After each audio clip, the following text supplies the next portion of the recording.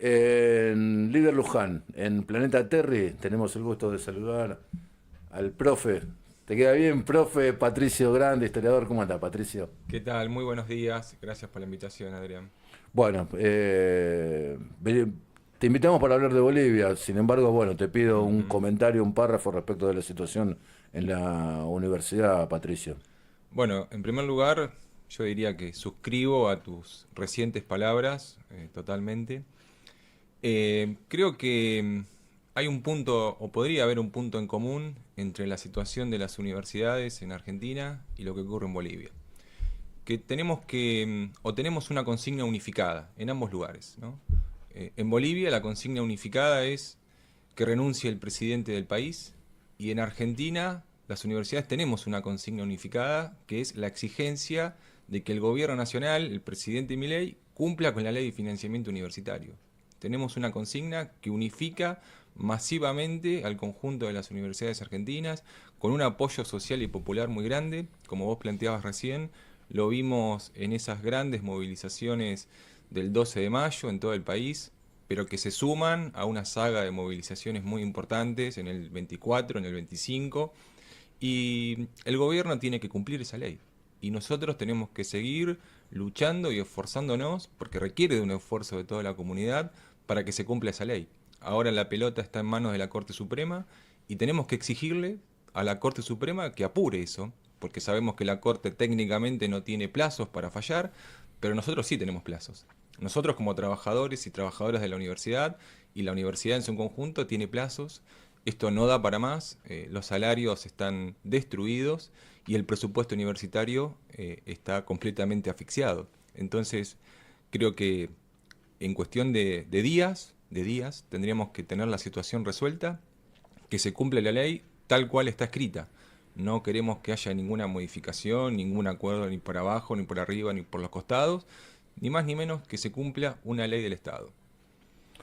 Decías que, bueno, hay puntos de contacto entre lo que sucede en Bolivia y lo que sucede con las universidades argentinas. En este programa señalábamos la semana pasada, Patricio, que hay grandes diferencias entre Argentina y Bolivia, cuestiones que tienen que ver con nuestras tradiciones políticas, con nuestra cultura, a la vez que también hay puntos de contacto.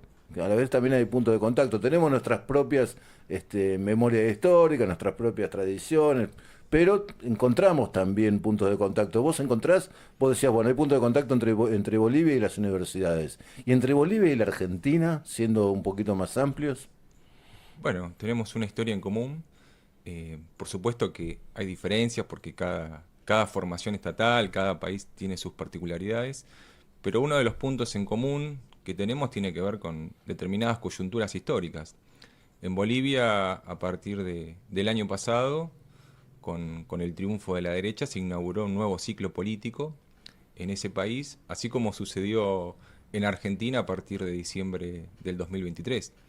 Entonces, lo que vemos es que hoy la población boliviana, bueno, está enfrentando con distintas acciones, con distintas organizaciones, a un gobierno que viene a quitar una serie de derechos que el pueblo boliviano consiguió, algo que también vemos en Argentina, ¿no es cierto?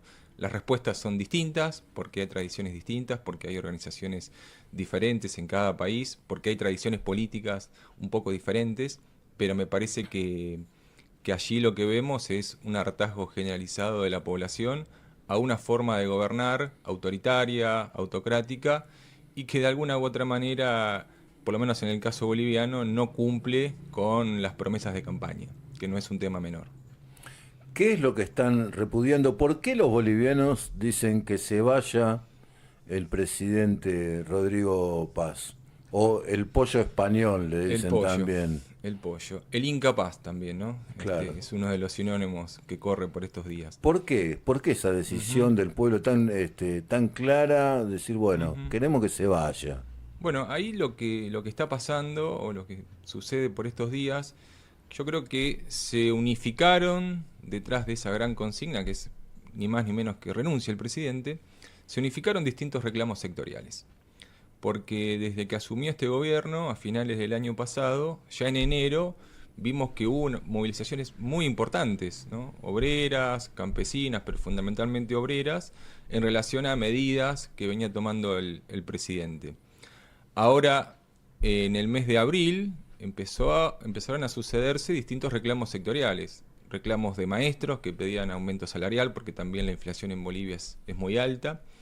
Reclamos de transportistas que tenían que ver con el aumento en el precio de los combustibles, reclamos campesinos por reformas en las leyes agrarias, entonces todos reclamos de cooperativistas mineros, entonces todos esos reclamos sectoriales a partir de mayo, desde que la Central Obrera Boliviana lanzó o largó un paro por tiempo indefinido, un paro general por tiempo indefinido, se unificaron en la consigna que renuncie el presidente. Este tipo es un incapaz, así lo caracterizan, y tienen que renunciar. Porque además hay que decir que buena parte de la población que hoy está movilizada con bloqueos de rutas, de calles, bueno, votó por este presidente, votó por la fórmula Rodrigo Paz y el capitán Lara. Entonces, cuando escuchamos a los propios manifestantes, cuando se les pregunta, bueno, ¿por qué se están manifestando? Dicen, bueno, porque este gobierno nos estafó. Nosotros confiamos de alguna manera en este gobierno porque el propio partido de gobierno en el 2024, el MAS, implosionó por su propia crisis de gobierno, por su propia crisis interna, y ante las diferentes opciones que había en ese balotaje, bueno, se optó por esa fórmula y se le dio un apoyo. Hoy el epicentro de las movilizaciones están ubicados o situadas en el departamento de La Paz, o en lo que sería en Argentina la provincia, una provincia, en La Paz, y se estima que 1 millón de paceños votaron por el presidente Pereira, Paz Pereira. Entonces, bueno, hay un hartazgo muy grande y lo que se exige, hay sectores incluso más radicalizados que tienen que renunciar. Entonces, ahí hay que ver cómo se termina de resolver esta rebelión y esta crisis que está afectando a todo el país. Hoy la economía boliviana está absolutamente paralizada. Claro, ¿qué nos podés decir, Patricio Grande, respecto del método de lucha que se están dando los bolivianos? Esta cuestión de los bloqueos, que sin duda puede guardar alguna relación con lo que en la Argentina conocemos como los piquetes, ¿no es cierto? Que sin embargo, bueno, tiene algunas diferencias. Hemos podido ver imágenes, ¿no?, de gente bloqueando rutas con piedras gigantescas, es decir, que es un bloqueo de modo permanente, ¿no es cierto? ¿Qué nos puede decir respecto de este modo de lucha que se dan los bolivianos? Bueno, tiene ese repertorio de acciones, tiene toda una tradición en Bolivia, y si uno recorre las protestas en ese país desde los últimos 30 o en los últimos 30 o 40 años, vemos que el método de lucha por excelencia tiene que ver con los bloqueos, con esos cortes de rutas, y principalmente en La Paz, porque hay una característica geográfica de La Paz, inclusive ahí podemos ir a momentos coloniales, donde para ingresar a La Paz hay una ruta principal. Para ingresar de la región de Oruro, del altiplano, a la ciudad de La Paz, que está en una hollada, hay una arteria principal y no hay muchas más. Entonces hay una arteria principal, y lo que se toma como punto de reclamo cuando hay problemas con algún gobierno es cortar el circuito comercial y de circulación de mercancías y de personas para que no puedan ingresar a La Paz, el famoso sitio a la ciudad de La Paz. Hoy La Paz está sitiada y cada tanto se abren algunos corredores humanitarios que también trajeron distintos conflictos para que, bueno, la población pueda ser abastecida de mercancías, combustibles, etcétera. Pero bueno, es un método histórico en Bolivia, porque cuando la Central Obrera, la COP, lanza una huelga, la huelga es acompañada siempre de la movilización y los bloqueos. No se concibe una huelga general en Bolivia sin bloqueos de caminos. ¿Cuáles son las perspectivas que tiene esta lucha? ¿Cuáles son las posibilidades de triunfo de los bolivianos en este conflicto que, bueno, que además excede a Bolivia? Ha habido declaraciones de secretarios de Estado de los Estados Unidos, del propio Marcos Rubio, refiriéndose, bueno, a su defensa del gobierno de Rodrigo Paz. El propio Lula se ha expresado, ¿no?, en defensa de la institucionalidad, digamos, en Bolivia. Y bueno, la semana pasada estuvo nuestro columnista de geopolítica Mauro Perna aquí, y Mauro también señalaba, bueno, a Bolivia como un escenario de conflicto de intereses que van más allá de Bolivia, ¿no? ¿Cómo lo ves eso, Grande? Bueno, ahí lo que vemos es esto que está ocurriendo en Bolivia, es una especie de laboratorio geopolítico que un triunfo de los sectores movilizados podría ser un revés político para el gobierno incluso de Donald Trump. Porque bueno, hoy uno de los aliados que tiene el propio Rodrigo Paz, a partir de distintos préstamos, etcétera, internacionales que recibe Bolivia y que está solicitando, bueno, puede caerse y a partir de eso puedes generar una escalada también en otros países de la región. Yo creo que dentro de los sectores movilizados, bueno, hay distintas posiciones. Hay sectores más radicales, hay sectores que están tratando de buscar algún tipo de negociación o de diálogo. Ayer, a última hora, se conoció una noticia que es muy importante, como yo diría casi como un gesto político del gobierno, que el Poder Judicial levantó la persecución a los principales dirigentes, al secretario ejecutivo de la COP, de los Ponchos Rojos, tratando de fomentar un diálogo. Ahora, hay otros sectores, fundamentalmente sectores campesinos del Departamento de La Paz, que ya están anticipando y diciendo a los dirigentes de la COP y de las centrales campesinas no negociar con el gobierno, que no hay forma de negociación posible. Hoy, en este marco, la Central Obrera convocó a un ampliado de emergencia, una suerte de gran plenario que se va a hacer en la Ciudad del Alto para las 2 de la tarde, y ahí se van a tomar decisiones muy importantes. No sabemos cuáles van a ser las decisiones, pero va a ser una discusión larga, extendida y que va a tener consecuencias para los próximos días. Creo que la posibilidad de triunfo que tiene el movimiento popular boliviano es muy importante. Es un mes que se lleva de luchas incesantes que también han escalado a otras regiones y a otros departamentos de Bolivia. Esto empezó fundamentalmente en el departamento de La Paz y hoy vemos que en Cochabamba, incluso en Santa Cruz, bueno, también hay movilizaciones. En Tarija, ¿sí? Departamentos o zonas que generalmente son bastante hostiles a este tipo de movilizaciones, bueno, también distintos sectores se están sumando en esas regiones a los bloqueos, lo cual creo que hay una decisión política de vastos sectores sociales de Bolivia en que haya un triunfo. Están trabajando para lograr un triunfo que es ni más ni menos que la renuncia del presidente. Ahora, en un caso hipotético que el presidente renuncie, ¿qué va a pasar? No se sabe. Ahí también se abren como distintos escenarios, porque algunos sectores piden que quien asuma la presidencia sea Lara, ¿no? Que es un ex capitán de la Policía Nacional de Bolivia. Eso es un dirigente con un perfil más populista, Es podríamos un decir. dirigente con un perfil populista que ha tenido un impacto muy grande en redes sociales. Es un tiktokero boliviano que fue expulsado de la policía por hacer distintas denuncias de corrupción al interior de la policía. Entonces es un líder popular realmente que hay que seguirlo de cerca, que ha sido muy excluido del gobierno por parte del presidente. Hoy no está cumpliendo ninguna función, ningún papel, ni siquiera en el Parlamento, ni mucho menos. Otra posibilidad también que se abre es convocar a elecciones anticipadas. Se llama elecciones libres anticipadas. Algunos también señalando que si hay elecciones anticipadas, Evo Morales puede ser candidato porque está proscripto por el propio régimen. Bueno, hay distintos escenarios que todavía no están muy claros porque el conflicto está en curso y hay que estar muy atentos, insisto, a lo que pase en este ampliado de la Central Obrera que va a ser dentro de un ratito. ¿Qué pasó con el movimiento al socialismo, Patricio? Yo recuerdo, bueno, cuando fue el golpe de Estado en Bolivia, cuando Evo Morales vino a la Argentina.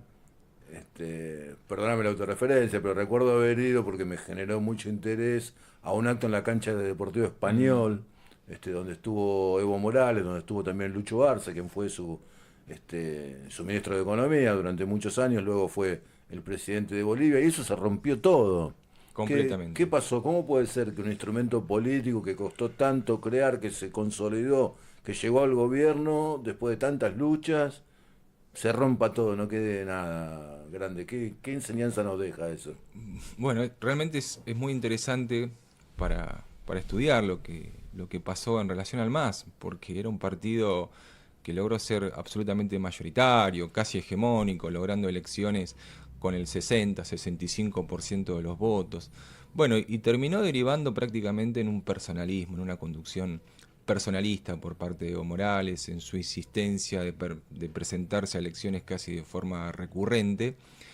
Y me parece que hubo un punto de inflexión que fue el golpe de Estado del 19, porque muchos sectores internos del propio MAS, dirigentes importantes del MAS, siempre le criticaron muy fuertemente a Evo que no se haya quedado en Bolivia, que haya abandonado el país en el pleno golpe. Uno puede decir, bueno, había una persecución, bueno, pero dentro de Bolivia y dentro del MAS particularmente, es algo que fue un punto de no retorno, un punto de no retorno.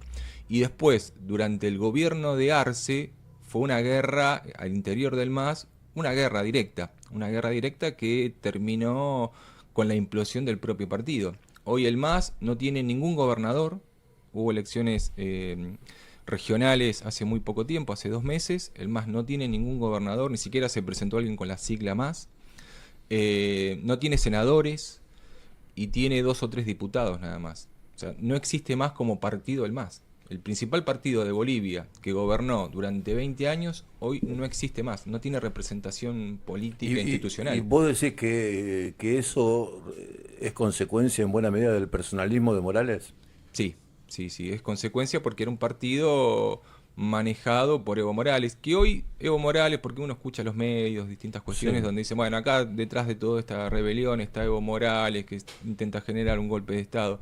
Bueno, Evo Morales tiene todavía determinados adeptos, sobre todo en Cochabamba, ¿no? Donde es su lugar y donde se encuentra refugiado, porque también tiene orden de captura. Y Evo Morales llamó en la elección presidencial al voto nulo. Y en la primera vuelta el voto nulo superó el 20%, lo cual es un porcentaje para nada despreciable. Entonces todavía tiene determinados adeptos, fundamentalmente ligado a los cocaleros, ¿no?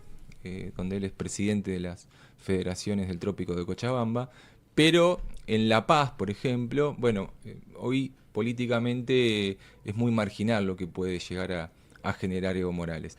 Entonces, el MAS no se avisora que el MAS pueda reconstruirse como partido. Realmente no se avisora de que en el corto plazo, por lo menos, el movimiento socialismo pueda tener una reemergencia. ¿Cómo te informás respecto de lo que sucede en Bolivia? Porque viste que es una dificultad. Yo procuro seguir lo que sucede en Bolivia, y no me resulta sencillo, ¿no? Encontrar fuentes confiables. ¿Cómo haces vos? ¿Tenés algunos medios de referencia? Bueno, primero varios compañeros, amigos o colegas bolivianos que mantenemos un diálogo casi permanente. Yo formo parte de un proyecto de investigación con una cátedra de sociología de la Universidad San Simón de Cochabamba, entonces podemos tener ahí un diálogo bastante fluido y cotidiano. Y después por redes sociales, fundamentalmente a través de Facebook, uno puede seguir distintas páginas, distintos muros de organizaciones que están en lucha, desde la Central Obrera Boliviana, los Ponchos Rojos, la Confederación Sindical Campesina y después medios más tradicionales que van marcando también alguna pauta informativa. Uno después tiene que hacer una lectura propia de eso. Pero, por ejemplo, se puede seguir la página en Facebook del diario El Deber, se actualiza permanentemente, minuto a minuto. Ahí va marcando alguna línea.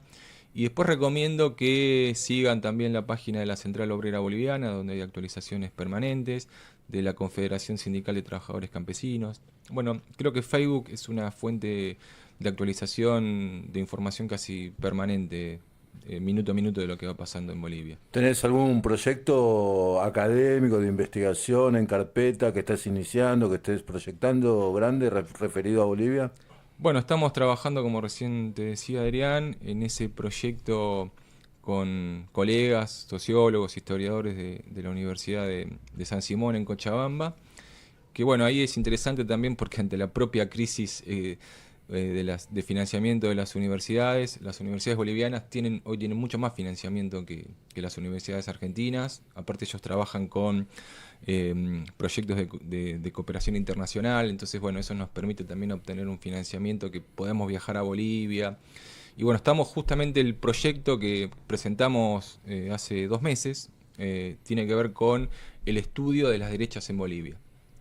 Entonces estamos tratando de entender la actualidad en Bolivia y los lazos con Argentina, porque vos hacías mención hace un ratito sobre cuando Evo Morales tuvo que exiliarse en Argentina en el 2019, y ahí también vemos que en ese momento hubo nexos y conexiones con la derecha que estaba en el poder en Argentina, que era el gobierno de Macri, con el envío de armamento, bueno, con todo un financiamiento que hubo para sostener el golpe. Así que uno de los puntos que estamos tratando de estudiar tiene que ver con esas conexiones entre las derechas argentinas y las derechas bolivianas.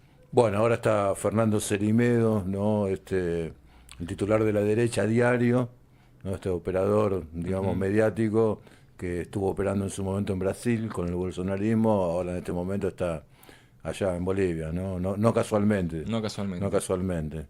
Bueno, grande, por qué te decidiste a estudiar Bolivia? ¿Por qué fue una elección personal, académica? ¿Tuviste alguna cuestión en particular que te haya llamado la atención? Bueno, esto empezó hace ya muchos años, ya diría como 20, ni me acuerdo bien, pero tiene que ver con cuestiones, en principio eran personales. Creo que a partir del 2004 fui alguna vez a Bolivia porque fui de mochilero y realmente me atrapó el estudio histórico y de la realidad boliviana, y bueno, a partir de ese momento empecé a viajar todos los años a Bolivia. Y recuerdo que cuando estaba cursando una de las últimas materias del profesorado en historia, era América 3, entonces una de las posibilidades para la promoción o la aprobación de la materia tenía que ver con presentar un proyecto de investigación sobre algún país de América Latina. Y bueno, ahí fue el momento donde elegí Bolivia, y a partir de eso, bueno, no paré, hice una tesis de licenciatura, de maestría, sobre cuestiones de Bolivia del siglo XX y del siglo XXI. Y bueno, estamos dictando ya desde hace algunos años un seminario que tiene que ver con la historia de los últimos 60 años de ese país. Patricio Grande, profesor, historiador, ¿cómo te digo? Experto en Bolivia, especialista en temas bolivianos, Algunos lo llaman bolivianólogo. bolivianólogo, ¿te Ah, queda bien? ¿Te parece bien? sí, Sí, puede andar. sí, no Bueno, me molesta. gracias por venir al estudio, Patricio. No, a vos, a vos.